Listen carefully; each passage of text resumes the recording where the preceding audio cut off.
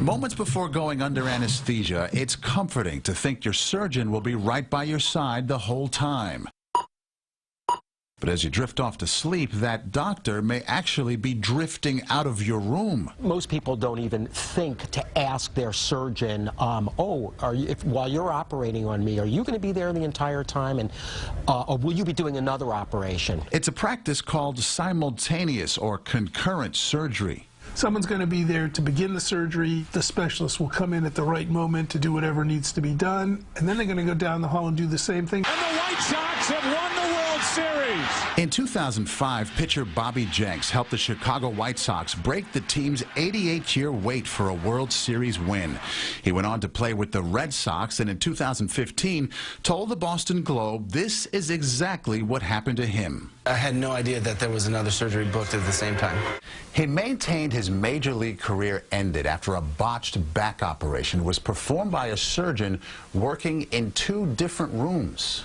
The more we looked into it, the more intriguing it got. Jonathan Saltzman is a reporter with the Boston Globe. He, along with his Spotlight team, started investigating simultaneous surgeries after speaking to several doctors who blew the whistle on the practice.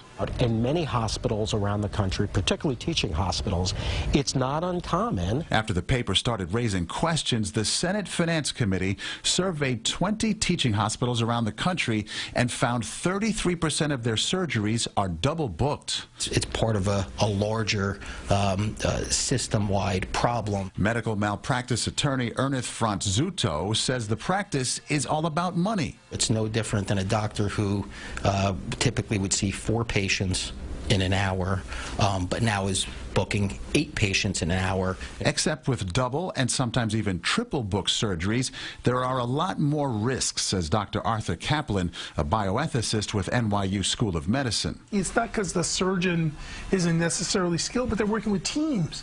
And so if the anesthesia suddenly goes wrong or the blood transfusion isn't taking place right, they're looking around to say, well, where's the lead surgeon? Well, now you have another patient who's now literally left with a resident or a fellow who they've never met and otherwise would have never given informed consent. So I just did a big follow-up story on a urologist who does this in New York, who is a celebrity surgeon. That surgeon is David B. Samadi, chairman of urology at Lenox Hill.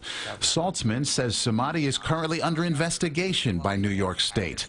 Lenox Hill refused our request for an interview, but in a statement said, Dr. David Samadi is a world-renowned prostate cancer specialist with excellent clinical outcomes.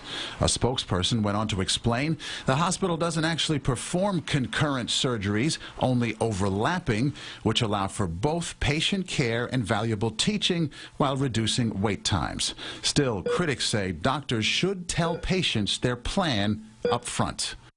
Now, several studies have shown that simultaneous surgeries do not increase the risk to patients and in some cases actually improves outcomes.